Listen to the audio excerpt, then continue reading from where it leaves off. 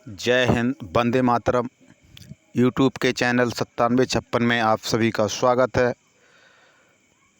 जो हमारे भाई एवं बहन यूपी पैट की तैयारी कर रहे और कक्षा 10 के स्टूडेंट्स जिन्होंने विषय सामाजिक विज्ञान विषय अनिवार्य रूप से लिया है, उनके लिए एक चैप्टर आता है कृषि, जो कि एनसीईआरटी बुक का निचोड़ है।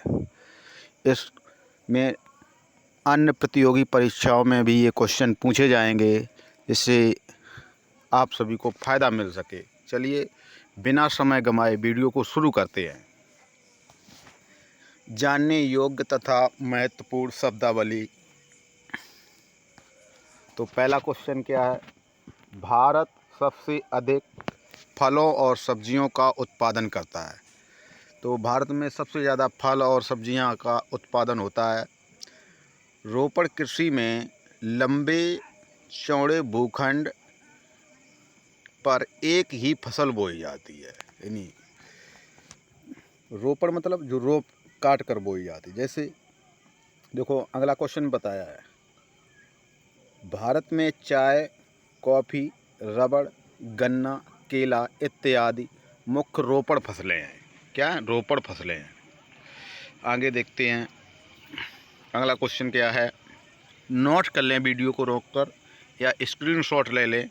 अति महत्वपूर्ण प्रश्न है, एनसीईआरटी बुक का निचोड़ है। अगला क्वेश्चन देखते। भारत में मुख्य रूप से चावल, गेहूँ, मोटे अनाज, दालें, जिसको दलहन भी बोलते हैं, चाय, कॉफ़ी, गन्ना, तिलहन, कपास, जूट इत्यादि फसलें उगाई जाती हैं। भारत में ये मुख्य रूप से फसलें उगाई जाती हैं। एक क्वेश्चन पूछा जाता है कि रबी की फसलें कौन सी हैं। तो देखिए अति महत्वपूर्ण प्रश्न है, यहाँ से 1 नंबर मिलेगा आपको। चाहे हमारे कक्षा 10 के विद्यार्थी हों या यूपी पैट में जो तैयारी कर रहे हैं, उनके लिए भी कृषि उसमें दिया गया है सिलेबस में। तो कृषि से संबंधित कुछ ना कुछ अवश्य पूछेंगे। तो रबी की जो फसलें होती हैं वो अक्टूबर से दिसंबर के मध्य बोई जाती हैं। कब बोई जाती है? अक्टूबर से दिसंबर के मध्य। अब देखिए इस टाइम जो समय चल रहा है, इस टाइम क्या अक्टूबर चल रहा है, तो फसलें बोई जाने लगी हैं। जैसे राई है, चना है, मटर है और गेहूं भी चालू हो जाएगा। तो ये अक्टूबर से दिसंबर के मध्य बोई जाती हैं और ग्रीष्म ऋतु में अप्रैल से जून के मध्य काट ली जाती हैं। जैसे देखिए गेहूँ, जौ, मटर, चना, सरसों आदि मुख्य रबी की फसलें हैं।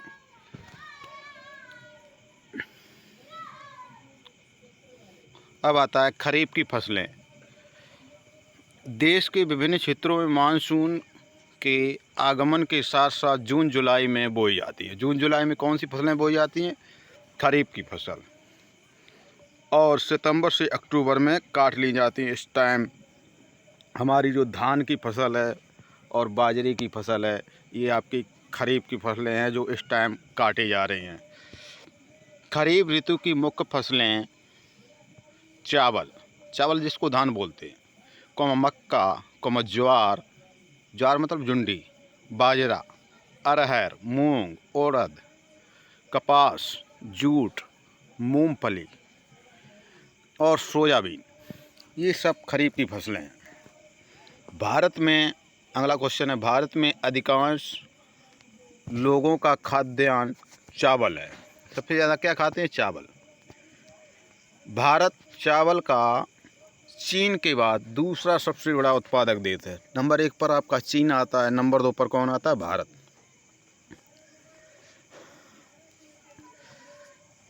आगे देखते हैं, ज्वार, बाजरा, रागी भारत में उगाए जाने वाले मुख्य मोटे अनाज हैं।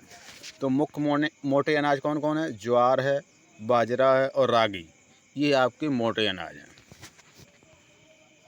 भारत का विश्व में दालों के उत्पादन में अग्रणी स्थान है। भारत विश्व में सबसे ज़्यादा दलहन का उत्पादन करता है, जो कि विश्व में नंबर 1 पर है। आगे देखें तो भूमि को जोतने बोने फसलें उगाने पशुओं को पालने की कला को कृषि कहते हैं। तो कृषि किसे कहते हैं? जोतने बोने और फसलें उगाने पशुओं को पालने की कला को कृषि कहते हैं। देखिए, पशुपालन भी आपके कृषि के अंतर्गत आता है। आगे देखिए, निर्वाह कृषि ऐसी कृषि प्रणाली जिसमें किसान अपने परिवार का पोषण करने के लिए उत्पादन करता है। इसमें परंपरागत कृषि उपकरणों तथा तरीकों का उपयोग किया जाता है। आगे देखते हैं, अति महत्वपूर्ण प्रश्न, कतरन दहन। कतरन दहन प्रणाली ये क्या है? देखिए, बहुत अति महत्वपूर्ण प्रश्न है। कृषि की ऐसी पद्धति जिसमें किसान जमीन के टुकड़ों को साफ करके उस पर अनाज व अन्य खाद्य फसलें उगाते हैं। जब मृदा में उर्वरा शक्ति कम होने लगती है तब उस भूखंड को छोड़ दिया जाता है, फिर अन्य स्थान पर नया खेत बना लिया जाता है। इसी को कतरन एवं दहन कृषि कहते हैं, जिसको झूम खेती भी कहते हैं। क्या कहते हैं? झूम खेती, जो कि मिजोरम राज्य में सबसे अधिक होती है झूम खेती। अब अगला क्या? गहन कृषि। इस पद्धति में अधिक उत्पादन के उद्देश्य से अधिक पूंजी निवेश, आधुनिक उपकरणों, कीटनाशकों, उर्वरकों आदि का प्रयोग किया जाता है। तो गहन कृषि इसी को कहते हैं, जिसमें उर्वरक, खाद, कीटनाशक जो दवाइयाँ प्रयोग करते हैं हम लोग वर्तमान में, उसी को हम क्या कहते हैं? गहन कृषि। अधिक पूंजी भी लगाते हैं। रोपड़ कृषि क्या है? एक प्रकार की वाणिज्य कृषि है जिसमें विस्तृत क्षेत्र में एकल फसल बोई जाती है, जिसमें अत्यधिक पूंजी निवेश व श्रम का प्रयोग होता है। आगे देखते हैं, शस्यावर्तन। इसका मतलब क्या होता है? देखिए, भूमि की उत्पादन क्षमता बढ़ाने के लिए भूमि के किसी टुकड़ों पर फसलें बदल बदल कर बोना, ये आपका शस्यावर्तन कहलाता है। आगे देखते हैं, चकबंदी। चकबंदी का अर्थ क्या होता है? बिखरी हुई कृषि जोतों अथवा खेतों को एक साथ मिलाकर आर्थिक रूप से लाभप्रद बनाना। यानी कई जगह आपके खेत हों, उनका एक ही चक नाप दिया जाता है, उसी को हम क्या कहते हैं? चकबंदी। अब आते हैं हरित क्रांति। बहुत अति महत्वपूर्ण प्रश्न। कृषि क्षेत्र में अधिक उपज वाले बीजों का प्रयोग, आधुनिक तकनीकी, अच्छी खाद उर्वरकों का प्रयोग करने से कुछ फसलें, विशेषकर गेहूं के उत्पादन में क्रांतिकारी वृद्धि को क्या कहते हैं? हरित क्रांति। और एक क्वेश्चन पूछा था, हरित क्रांति के जनक कौन थे? Doctor MS. स्वामीनाथन, भारत के। आगे आते एक श्वेत क्रांति आती है। श्वेत क्रांति दूध के उत्पादन में वृद्धि करने के लिए फसलों की नस्लों को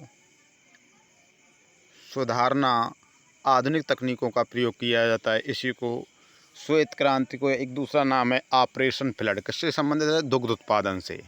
भारत विश्व में दुग्ध उत्पादन में प्रथम स्थान पर है। आगे देखते हैं अति महत्वपूर्ण प्रश्न जो बन सकते हैं एक एक नंबर वाले। भारत की 4 रबी तथा 4 खरीफ की फसलों के नाम लिखिए। पहले रबी की फसलों को देख लेते हैं। तो रबी की फसलों में कौन कौन आता है? गेहूं है, चना है, जौ है, मटर है, सरसों है आदि। और खरीफ की फसलों में चावल है, मक्का है, ज्वार है, बाजरा है, अरहर है, मूंग है इत्यादि। आगे देखिए अगला क्वेश्चन क्या है? रोपड़ कृषि की 2 विशेषताएं लिखिए। रोपड़ कृषि व्यापक क्षेत्र में की जाती है। कौन से क्षेत्र में? व्यापक क्षेत्र में। व्यापक क्षेत्र मतलब विस्तार हो, जहाँ लंबाई और चौड़ाई में खेत हों। और नंबर 2, अधिक पूंजी और श्रम की आवश्यकता होती है। रोपड़ कृषि में सबसे ज़्यादा आपको भूमि प्लेन चाहिए और उसमें अधिक पूंजी की आवश्यकता होती है। यही इसकी 2 विशेषताएं हैं। दलहन और तिलहन फसलों के 4 उदाहरण लिखो। ये टाइपिंग एरर हो गई है, इसको लिखो कहना। तो दलहन में आपके कौन कौन, अरहर है, मूंग है, उड़द है, मटर है, चना है, मसूर है आदि। तो ये आपकी फसलें दलहन की हो गई। तिलहन में आती मूंगफली है, सरसों है, अलसी है, तिल है, सोयाबीन इत्यादि, ये आपकी तिलहन की फसलें हैं। अब आते हैं रेशम उत्पादन के लिए कीटों को पालना कृषि का कौन सा प्रकार है। तो देखिए, रेशम उत्पादन जो है वो सेरीकल्चर कहलाता। क्या कहलाता? सेरीकल्चर। अति महत्वपूर्ण प्रश्न। कतर्न दहन कृषि स्थानांतरण कृषि को विभिन्न देशों में किन किन नामों से जाना जाता है। देखिए, अपने भारत में तो इसको झूम खेती के नाम से जाना जाता है, लेकिन अन्य देशों में इसको क्या जाना जाता है? तो मैक्सिको तथा मध्य अमेरिका में मिल्पा। देखो, मैक्सिको एक देश है तथा मध्य अमेरिका में इसको क्या बोलते हैं? मिल्पा। वेनेजुएला में इसको बोलते हैं कोनुको। क्या बोलते हैं? कोनुको। ब्राज़ील में रोका बोलते हैं, इंडोनेशिया में लदांग बोलते हैं, वियतनाम में रे बोलते हैं और मध्य अफ्रीका में मासोले बोलते हैं। क्या बोलते हैं? मासोले। अब देखिए अगला क्वेश्चन क्या है, 6वां नंबर पर आते हैं कि जीविका निर्वहन कृषि की 2 विशेषताएं लिखो। जीविका मतलब जो जीवन का निर्वाह कर सके। नंबर 1, भूमि के छोटे टुकड़ों पर परंपरागत रूप से कृषि करना। जब भूमि के जो टुकड़े हैं उन पर परंपरागत आपको क्या करना चाहिए? कृषि करना चाहिए, तभी आपकी जीविका का निर्वहन हो सकेगा। दूसरा देखते हैं, प्रायः मानसून, मृदा की प्रकृति उर्वरता तथा फसल उगाने की पर्यावरणीय परिस्थितियों की उपयुक्तता पर निर्भर इन पर रहना चाहिए। इन समय के अनुकूल ही आपको फसलें बोनी चाहिए, तभी जीविका निर्वाह कृषि की जो समस्या है वो दूर हो सकती है। गहन कृषि के 2 गुण लिखिए। देखिए, ये भी अति महत्वपूर्ण है, कई बार पूछा गया प्रश्न। तो अधिक उत्पादन के लिए अधिक मात्रा में रासायनिक उर्वरकों तथा सिंचाई का प्रयोग। यदि गहन कृषि मतलब यदि ज़्यादा पैदावार उठानी है तो ज़्यादा उसमें अधिक मात्रा में रासायनिक उर्वरक और तथा उसकी सिंचाई का प्रयोग टाइम से करें तो फसल की पैदावार अधिक होगी। यदि समय से पानी नहीं देंगे तो अपना नहीं हो पाएगा उसमें। भूखंडों का आकार छोटे होने पर कई कई फसलें उगाना। यानी भूखंडों का आकार छोटा होने पर कई कई फसलों का उगाना, यही इसके गहन कृषि के 2 गुण थे। आगे चलते, ऑपरेशन फ्लड किससे संबंधित? अभी बताए थे। ऑपरेशन फ्लड का दूसरा नाम है श्वेत क्रांति। तो ये किससे संबंधित? दुग्ध उत्पादन में वृद्धि के लिए। और ये पूछा जाता कि श्वेत क्रांति के जनक कौन है? डॉक्टर वर्गीज कुरियन। आगे चलते हैं, ऑर्गेनिक कृषि जिसको जैविक कृषि कहा, जो ऑर्गेनिक कृषि इसको जैविक कृषि क्या है? प्राकृतिक तरीकों से कृषि उर्वरकों कीटनाशकों का प्रयोग न करके कृषि करने की को कार्बनिक कृषि कहते हैं। क्या कहते हैं? कार्बनिक या ऑर्गेनिक कृषि या जैविक कृषि कहते हैं। इसी के देखियो कि इसमें सिर्फ कीटनाशकों का प्रयोग नहीं किया जाता, ना उर्वरक शक्ति नाइट्रोजन का, बिल्कुल नहीं। सिर्फ इसमें गोबर की खाद का प्रयोग किया जाता है। इसी को हम जैविक कृषि या ऑर्गेनिक कृषि कहते हैं। सुनहरा रेशा किस फसल को कहा जाता है? सुनहरा रेशा जूट या पटसन को कहा जाता है। तो आगे देखते हैं, आगे क्या कहते हैं। भारतीय अर्थव्यवस्था में कृषि का क्या महत्व है? तो भारतीय अर्थव्यवस्था में कृषि के जो महत्व हैं वो निम्न हैं। पहला है, 2/3 जनसंख्या कृषि कार्यों में संलग्न है। अगला है, यानी 2/3 मतलब 2/3 भाग, 2/3 भाग जो जनसंख्या है वो कृषि पर आधारित है, और जिसमें से 1/3 भाग है वो कृषि पर आधारित नहीं है। नंबर 2, कृषि एक प्राथमिक क्रिया है। क्या प्राथमिक क्रिया है? यही मनुष्य को करेगा तभी उसको खाने को मिलेगा।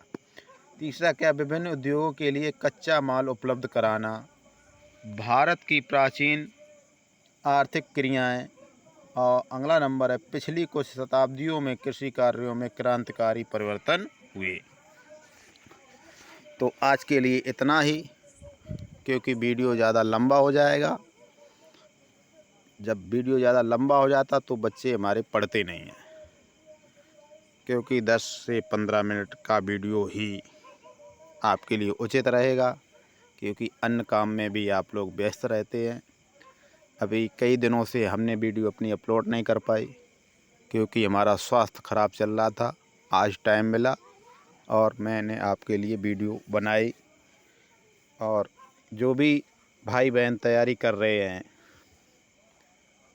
यूपी बोर्ड की या फिर किसी अन्य प्रतियोगी परीक्षा की, तो ये जीएस के रूप में आपके क्वेश्चन अति महत्वपूर्ण हैं, इनको अवश्य नोट कर लें। और लॉन्ग आंसर आपके लिए कल बताएंगे। तो आज के लिए इतना ही। वीडियो को लाइक, शेयर और सब्सक्राइब चैनल को करें। ऐसी ही वीडियो आपकी आती रहेंगी। जय हिंद, जय भारत, जय संविधान।